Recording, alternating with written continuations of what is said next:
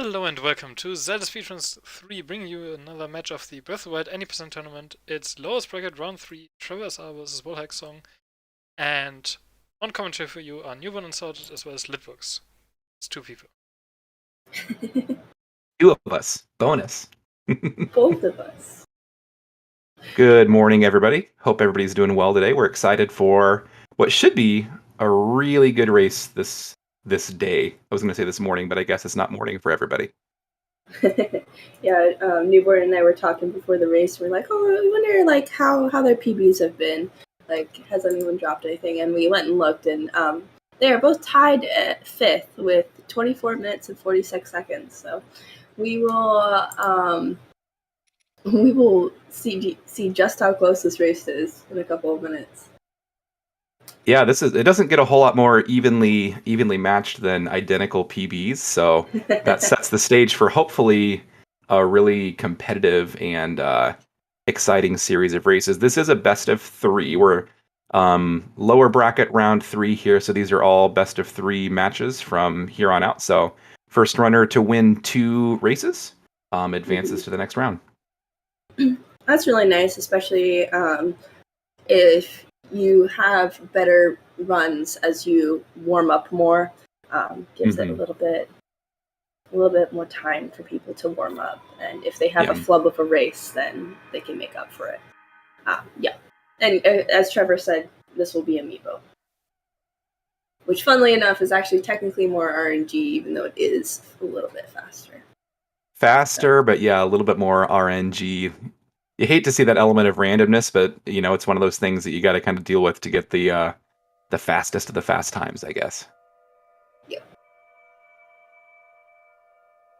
The winner of this round, I was just looking at the bracket. The winner of this round will face Alpha TZR in the 4th round of the bracket. So no easy matchups from this point on out, really. I mean, it's kind of astonishing to see, 2 top 5 runners to be facing off in the losers bracket, but it's just been that kind of a tournament. Yep. Yeah, Alpha's got somewhere around a 24 as well, so kind of crazy. Indeed.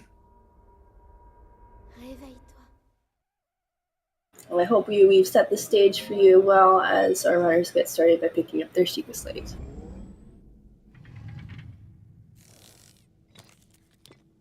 I'm excited for this race in particular because if I know these 2 runners, we will see probably all of the kind of riskiest, fastest strats from them. A lot of even really good runners have played it safe throughout the tournament and not done things like Canal, Windbomb, and Mag and things like that. But I think these 2 guys go for the kind of the optimal strats even in a race setting, so that should be pretty exciting. Yeah, definitely. Go with whatever you're comfortable with, and if you're comfortable with the fast strats, go with the fast strats. Absolutely. Yeah. Nice clip out from Trevor. Not too far behind, but from Song. Yeah, it's always good to see them both get out quickly because you hate to see a runner get stuck in SOR jail in a race, which it just happens sometimes. But it's always pretty unfortunate to see someone struggle that way. So they're both on their way, off and moving, heading to the Boko camp to grab the first of the supplies that they will need to complete the 80% run. We need on plateau really are bows and arrows, a shield, and that's it, and a spear. Yeah, we do see both. Yeah, for sure. We do see both runners opting to grab the 3 peppers, which I think we've seen just about every runner do throughout these races, with only a couple of exceptions. Just a little bit of safety in case of failing gamer wind bomb or having any other issues that cause a little bit of extra health damage. Yeah, well, sure, ragdoll wouldn't be too ideal. Yeah, for sure. Definitely worth. It seems like in most runners' estimation, worth losing the 2 seconds to the text box if it saves you a 30-second reload or whatever. Yeah, absolutely. They're right on the line, so you're not having to go out of your way for them at all. Interestingly enough, I don't know why Trevor already has his shield is already damaged, but I assume that was a little bit of a mess up in his shield surf. He'll be fine, but it is something he has to remember now. He has to remember to do the shield durability cancel. Yeah, I know sometimes if your shield surf down the slope there is slow, I think that it calculates durability damage based on kind of the number of, X amount of time that you spend surfing. And so the slower your shield surf is, the more damage your shield can take. Fortunately, his skew was his clip was a bit janky. Yeah, I had a little bit of trouble. That pretty much evens it up. It looks like, you look at the loading bars there, they're just about exactly even, but Song maybe a tiny, tiny bit ahead. Yeah. So our runners here grabbing the bomb rune, which of the 4 plateau runes is definitely the most useful, or the most used throughout this run, between the wind bombs that we'll see in each of these shrines on plateau, and then the BLSS movement glitch. The other one's mostly pretty useless outside of a couple of small little cases that you'll see here and there. Bomb's definitely the most useful of our plateau runes. That's why about a year ago we switched from Stasis first plateau to Bomb's first plateau. As Newborn talked about earlier, both of these runners tend to do what we consider the more risky strats within plateau, and with great success, as you can see. This so-called gamer wind bomb puts you right in front of the shrine pedestal optimally, instead of placing you on the side platform near the ball that will go over and show you that you should bomb those rocks. I don't know. Anyway, yeah, this puts you. It's a casual little bit, strats, couple seconds. Yeah, couple. I think seconds. half of us have forgotten those casual strats by this point, I think. I know, right? But yeah, both runners with a really, really clean gamer wind bombs. I think that saves somewhere around 8 seconds over the safer wind bomb that Lit was talking about. Something like that, at least. Really solid first splits for both these guys.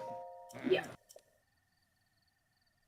It is nice also because it does a couple things for them. It also clears skew for this next shrine, so they don't have to shield surf on their way over to the wall to BLSS. For sure. Curious to see if we see amiibo scans here right off the bat. I know a lot of runners prefer to do it and just kind of get it out of the way. It looks like, yep, both of them. As you said. So praise for good fish RNG.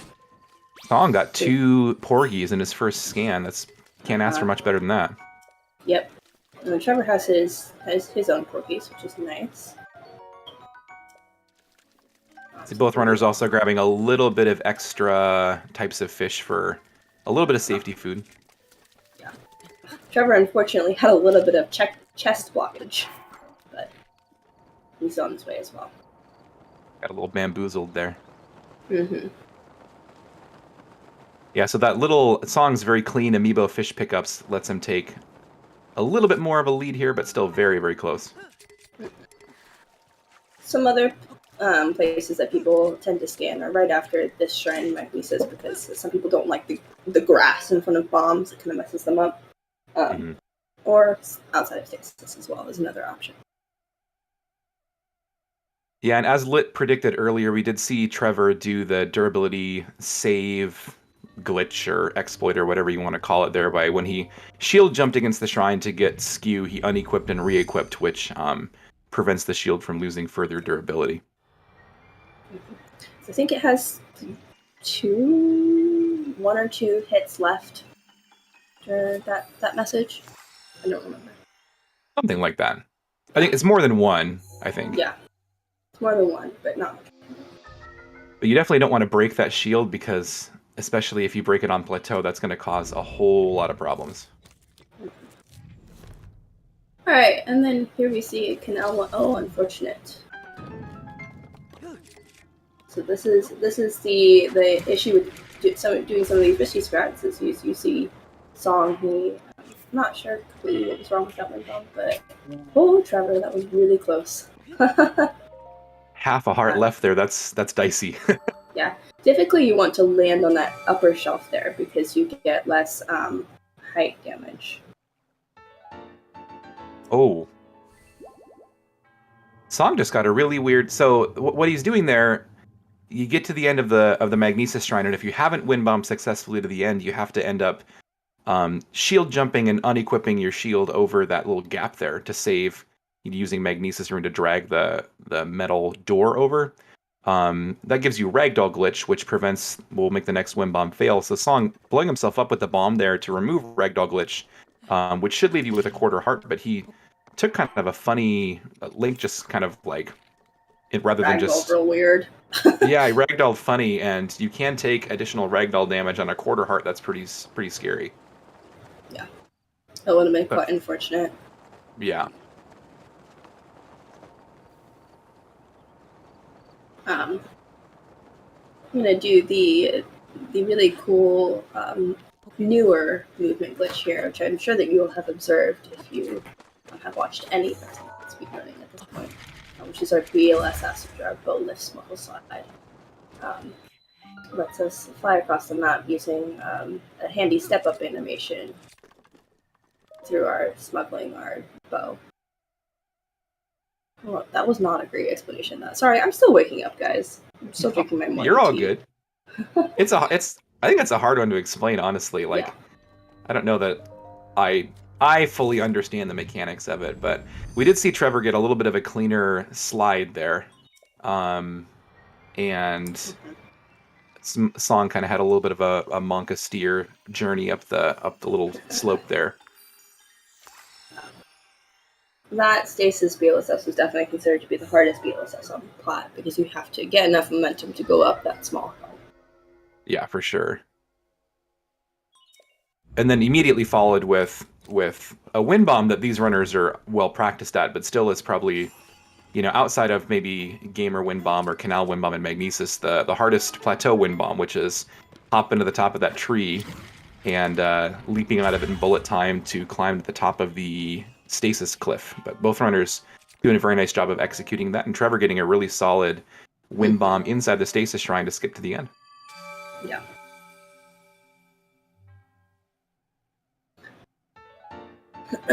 That wind bomb is the wind bomb up to stasis is very interesting because you have to get the right mixture of, you need to go super cardinal, because cardinal wind bombs give you a lot of height, as well as avoid some of the lag from being up in a tree.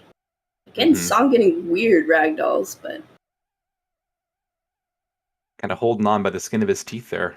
Yeah. Still, I mean, obviously Trevor is, maybe 15-ish seconds ahead, 20 seconds maybe, but very much so anybody's race with castle movement still to come and the boss rush. There's so much still that can happen.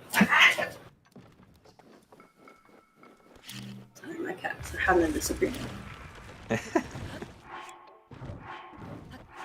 I think what we just saw from Trevor, where he used stasis to charge up the boulder to ride up to the top there, is that the only time that we use stasis in this run, outside of stasising the little rotating platform in the actual stasis shrine? Yeah, I think so. That does seem use of stasis. Oh no, Song! No. That's going to be a reload. Oof. Fortunately, that puts you quite a bit behind. Yeah. It's funny that we were concerned about Trevor's shield durability from the beginning, but Song is the one who ends up... So he shield jumped there to clear skew, and if you're fast enough, you can put away the shield before it hits the ground and takes damage, but he must have either just not quite gotten enough height or put it away a little bit late. Mm-hmm. Fortunately, he doesn't have to clear skew anymore, because skew persists through staves, or removing skew also persists through staves. So, I mean, he's actually set skew right there as well.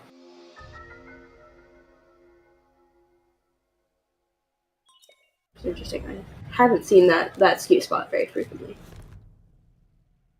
I don't know how.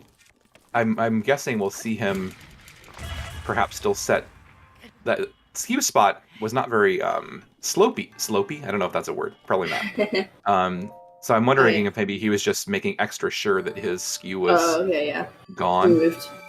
Yeah. Very, very quick cryo ESC. I think Trevor got it pretty quickly too, although I was watching Song's screen when Trevor was entering the shrine. Mm-hmm. So, Unfortunately, it does put Song at a little bit of a disadvantage. But again, this is why it's really nice that we have this best out of 3. Because something like that, kind of an unfortunate accident, won't just immediately put him out.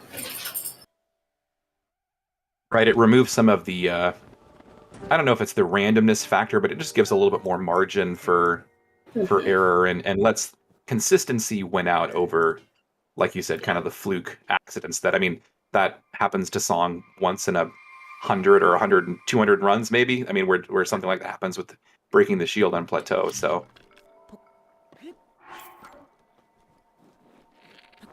Really, really nice wind bomb. I love it when we see the runners get that carom off the wall and land right there by the monk. That's really cool. It's very nice. Trevor is executing our last BOSS on Plat. All the way to the... What? Why did you do a little shield jump there? I think some runners... They must do that to clear skew, if maybe they still have skew from Cryonis. Right, that's the only reason I can think of why they might do that. The only clip that they're doing that's not a scope clip is if they hopefully don't get loaded, if they get loaded gate. Right, yeah. But I see player 5 and other runners do that, so it must be, I mean, just maybe precautionary. But it looked like he hit his shield, so... I mean, that's pretty dicey in terms of like shield durability with him being already on the badly damaged notification. Yeah. Okay, that's fair. Thank you. Faster than running and climbing. Oh, interesting. All right. Well, what do we know then?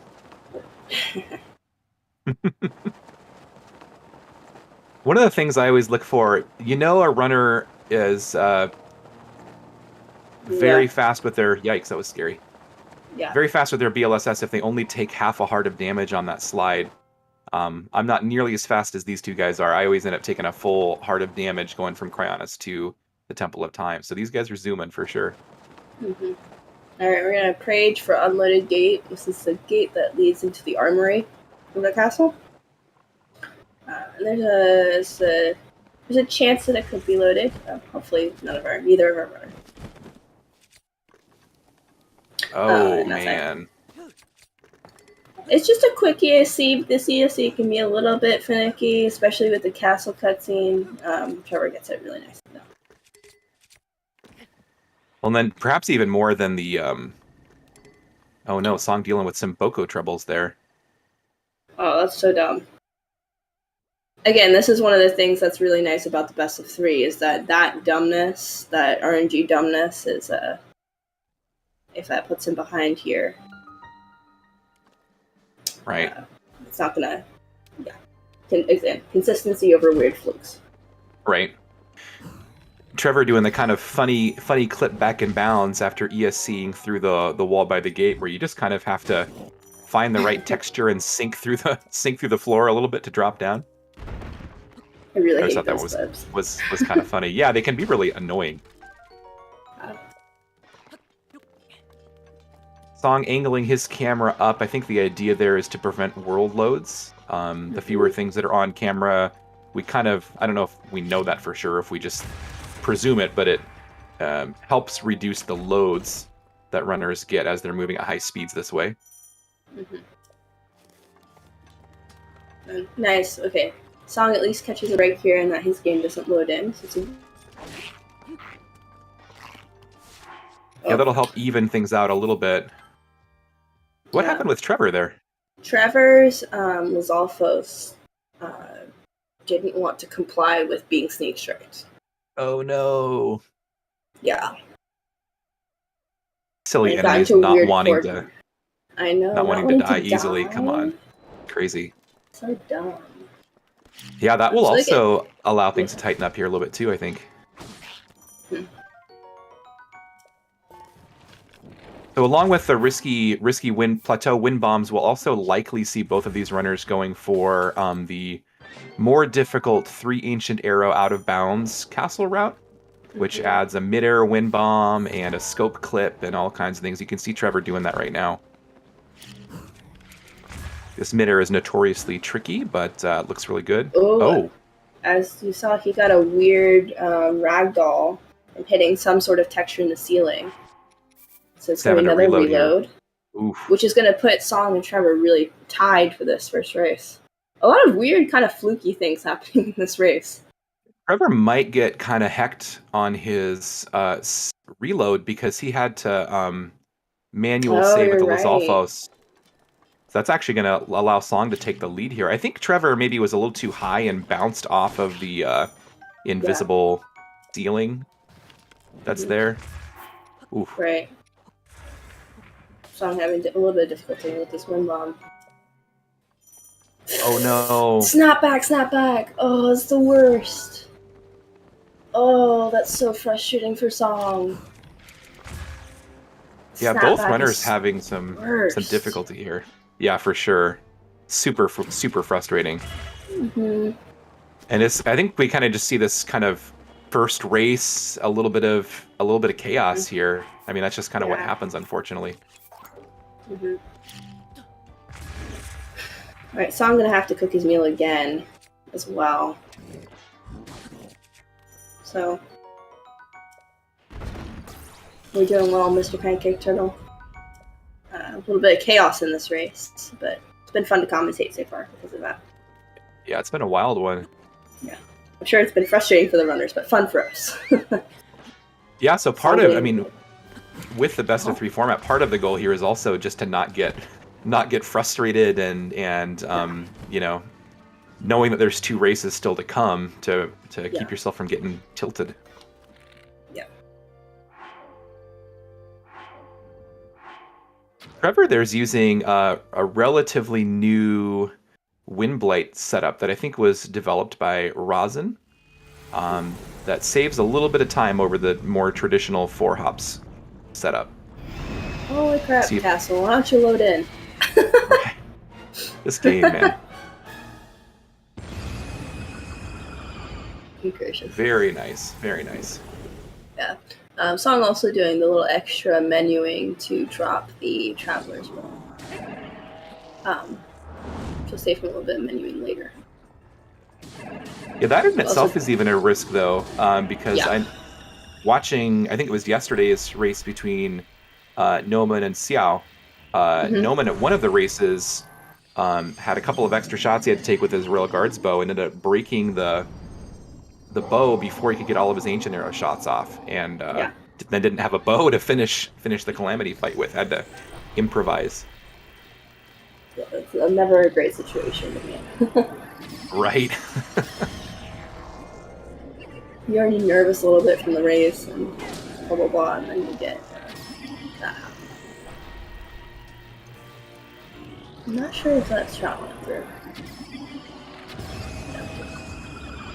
Yeah, Song I think is going to have to reload here. Yeah, it's unfortunate. Missing a Wind Blight skip. Oh, barely. Okay, he's going to choose to instead get a couple of... Yeah, that's smart. Save the reload.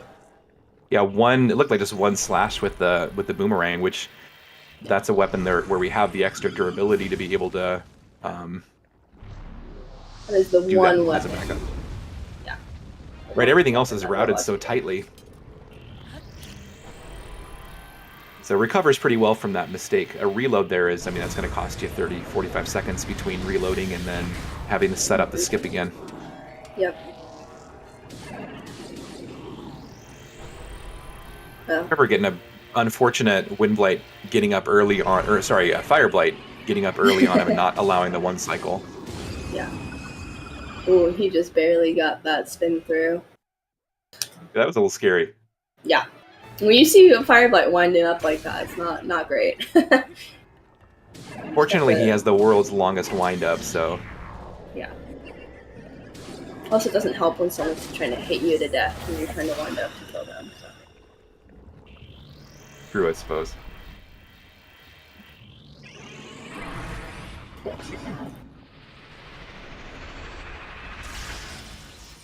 Let's see if Song can make up a little bit of time here with his Fire Blight.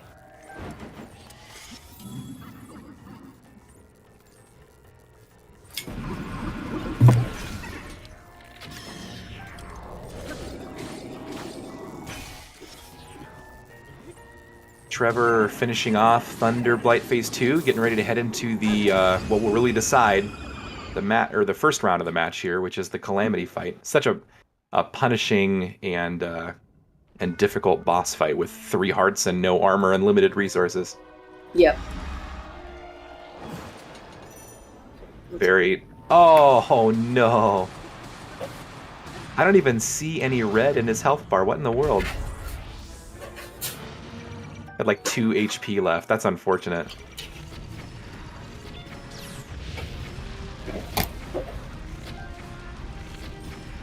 Okay.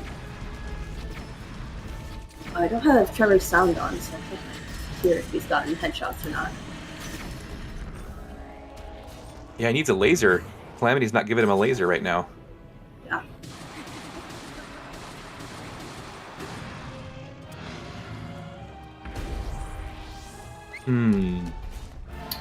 So this is getting borderline wall territory, which would be unfortunate for him. Yeah, there he goes.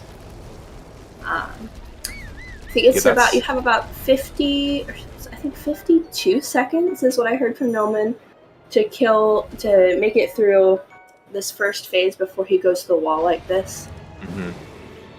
Oh, that's an awful attack. Yeah. You can't parry it, you just have to run away, and just waste time.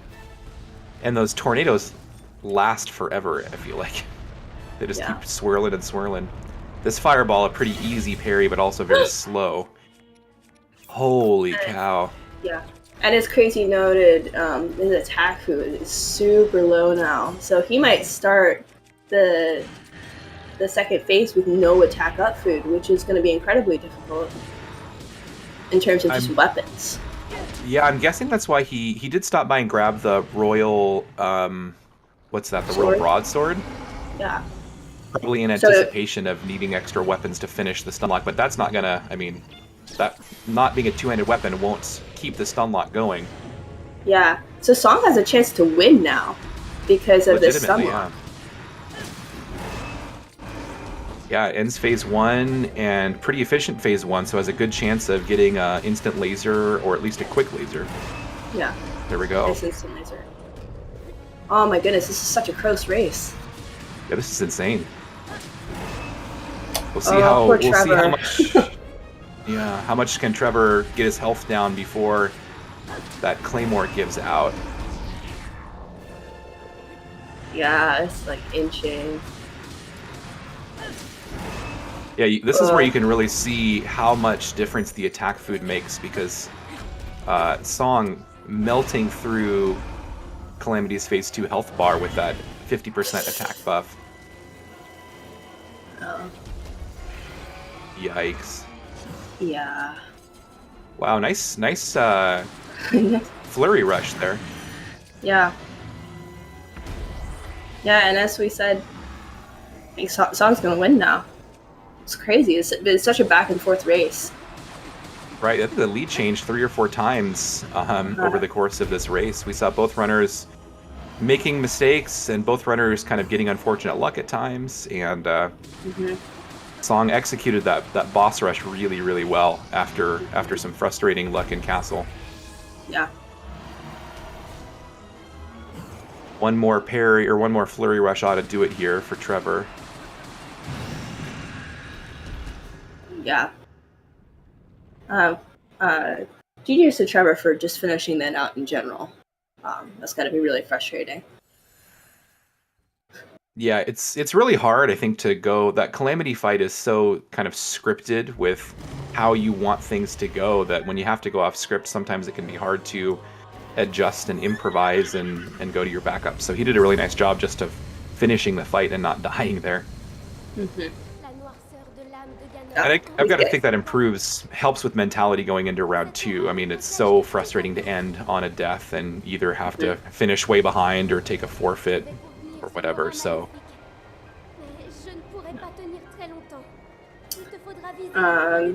There was Calamity just refused to give him laser, the squirrel, and instead went to the wall. The attack up timer is super, super close. Or it was some leeway, but he also got an unparryable attack and then the fireball.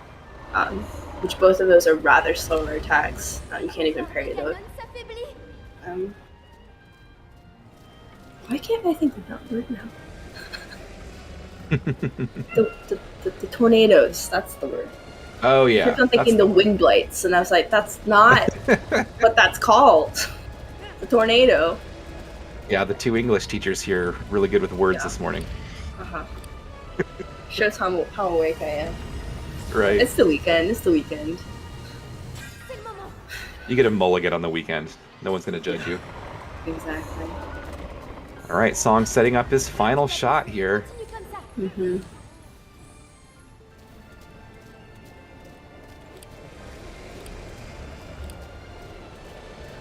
Got a nice 28 here, which is a decent time for these runners. GG's Right. Song. GG's Song. Especially for how many things Yeah. didn't go his way there. To be able to post a 28, a low 28 time, that's that's an accomplishment. We'll see Trevor finish off here, really not far behind, despite the Calamity hijinks, and then I believe our runners will take a short little break, and we'll get ready for round 2. Yeah, usually it's like 5-10 minutes, so we'll see.